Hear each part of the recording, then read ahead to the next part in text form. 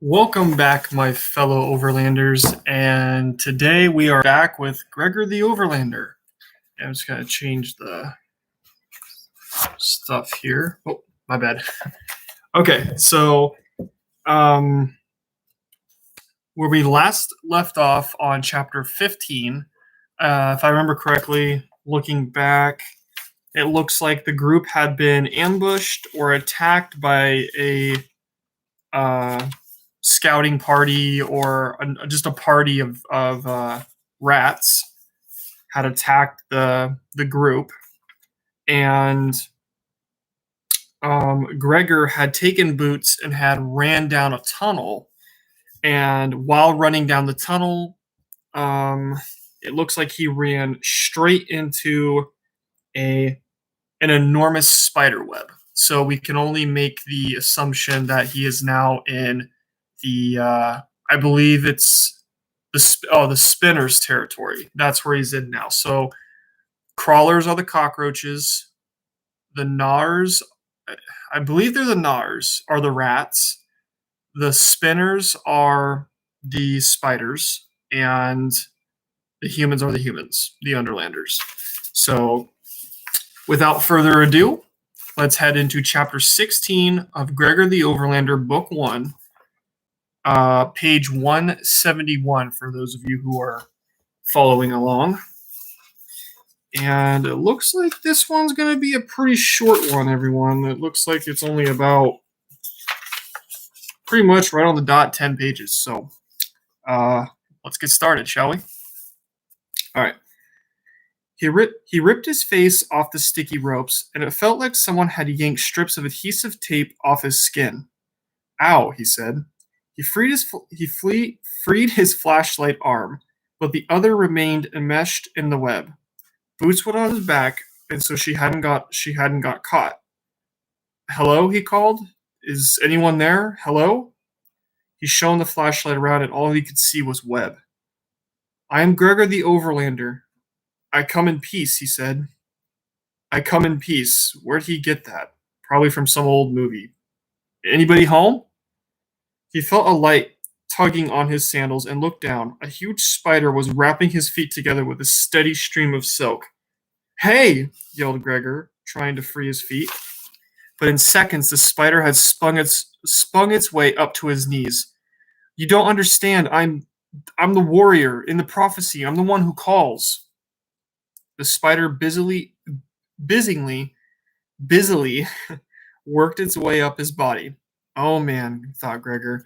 It's gonna cover us completely. He felt the arm that was caught in the web tighten up against his body.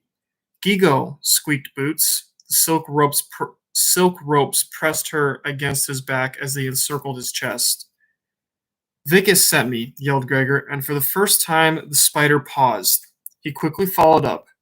Yeah, Vicus sent me, and he's on his way. He's going to be really, really mad that you're wrapping us up. He waved his free arm with the flashlight for emphasis and caught the spider full in the face with the light. It skittered back a few yards, and Gregor got for the first good look at the arachnid. 6 beady black eyes, bristly legs, and massive jaws that ended in a curved, pointy fangs. He quickly diverted the flashlight beam. No point in making it angry. So, do you know Vicus? He asked. He should be here any minute to have some official meeting with your king. Queen, do you guys have a king or a queen? Or maybe it's something else. We have a president. But that's different because you have to vote for them, he paused. So, do you think you could unwrap us now? The spider leaned down and snatched a thread with its jaws.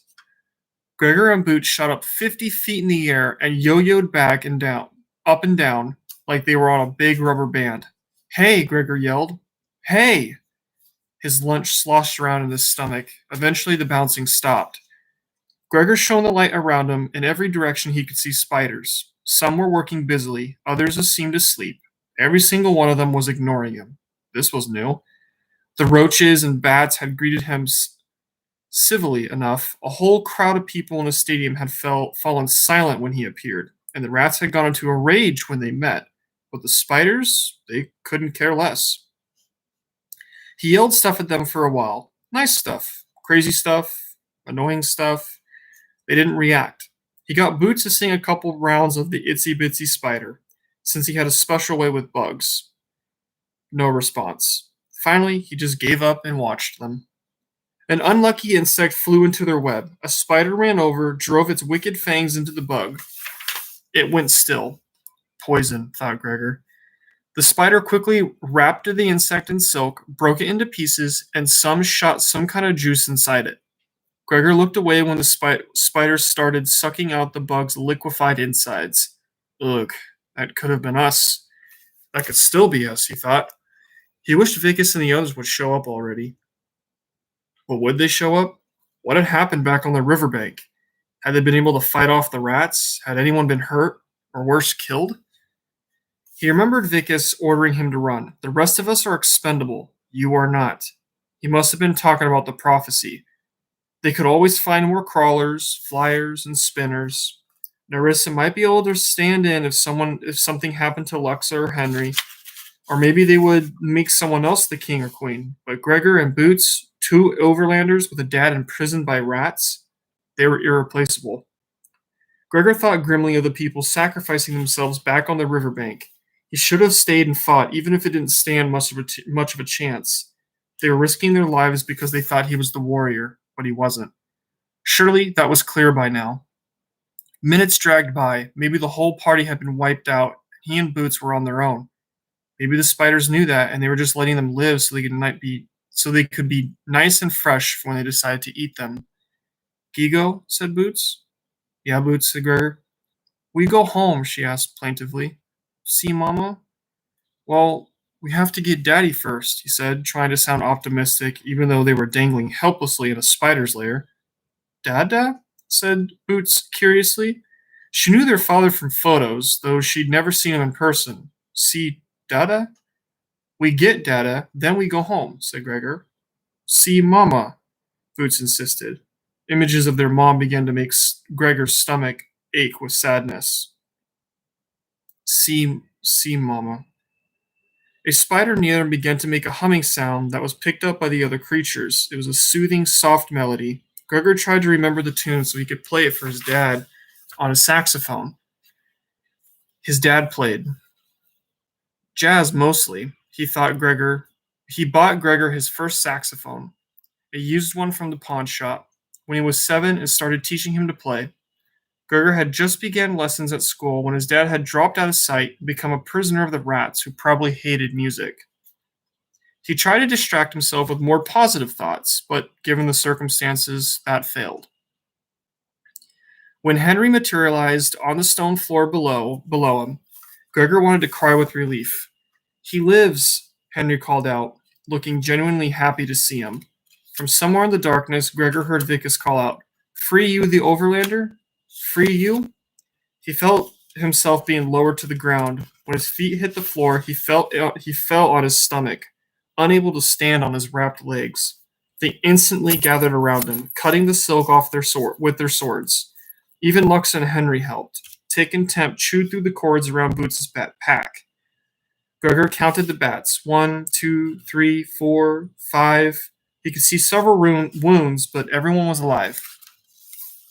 We thought you lost, said Marith, who was bleeding freely from his thigh. No, I couldn't get lost. The tunnel came straight here, said Gregor, kicking his legs free happily. Not lost in direction, said Luxa. Lost forever. Gregor realized she meant dead. What happened with the rats, he asked. All killed, said Vicus. You need not fear that they have seen you. It's worse if they see me, said Gregor. Why? They can smell I'm an Overlander from miles away. They know I'm here. But only the dead ones know you resemble your father, that you're a son of a son, said Vicus. Gregor remembered how Fangor and Shed had reacted when they seen his face in the torchlight. Mark you, Shed, his shade. He hadn't just wanted to kill him because he was an Overlander. They thought he was the warrior too. He wanted to tell Vicus about that, but a score of spiders were descending around them, perching in nearby webs. One magnificent creature with beautifully striped legs swung directly in front of Vicus. He bowed very low. Greetings, Queen Weevox. The spider rubbed her front legs over her chest as if she was playing the harp. An eerie voice came out of her, although there was no movement of her mouth. Greetings, Lord Vicus. Meet you, Gregor the Overlander. Meet you, said Vicus, indicating Gregor. He makes much noise, said the queen distastefully, her front legs moving across her chest again. Gregor realized that this was how she talked, by making vibrations on her body. She sounded sort of like Mr. Johnson in apartment 4Q, who had some kind of operation and talked through a hole in his neck, only scary.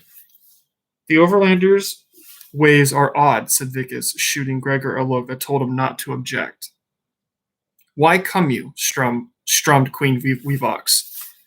Vicus told the whole tale in 10 sentences using a soft voice. So apparently he spoke to spiders quickly and quietly. Screaming at them endlessly had been counterproductive. The queen considered the story a moment. It is as it is, Vicus. We will not drink. Web them. A horde of spiders surrounded them. Gregor watched a gorgeous, gauzy funnel of silk grow up around them as if by magic. It isolated the party and blocked all else from view. The spider stopped spinning when it reached 30 feet. Took 2 prisoners as sentries at the top. It all happened in under a minute. Everyone looked at Vicus, who sighed. You knew it would not be simple, said Sullivan gently. Yes, but I hoped with the recent trade agreement. Vicus trailed off. I hoped too high. We still breathe, said Marie encouragingly. That is no small thing with the spinners. What's going on, said Gregor. Aren't they coming with us? No, Gregor, said Sullivan. We are their prisoners. And that will complete chapter 16. So they reached the land of the spinners. They met the queen of the spiders, Queen Wevox, and the party has now been taken prisoner by the spinners. So pretty short chapter, pretty straightforward. So again, I apologize for uploading so inconsistently lately. I plan on getting a little bit of a better schedule going on here soon. Just trying to find the best times to read and to do these. So I'd like to thank you all for for listening, watching, commenting, liking, and even subscribing. So thank you very much, everyone. If you like or liked it, enjoyed the videos or any of the past videos, it would mean a lot if you would just like it, even subscribe. Comment down below. Don't be afraid to comment any questions or anything like that. I read and respond to every single comment. So don't be afraid to do so.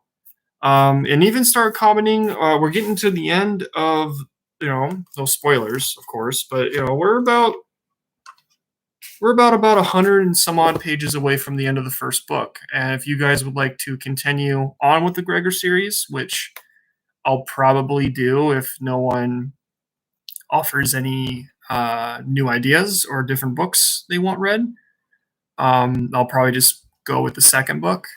But if you have any ideas or have any thoughts on a different one, feel free to comment below, and I will see if I can either get it or have it. So, again, thank you everyone for listening. I like doing these videos, so I'll see you next time for chapter 17 of Gregor the Overlander. All right, take care, everyone.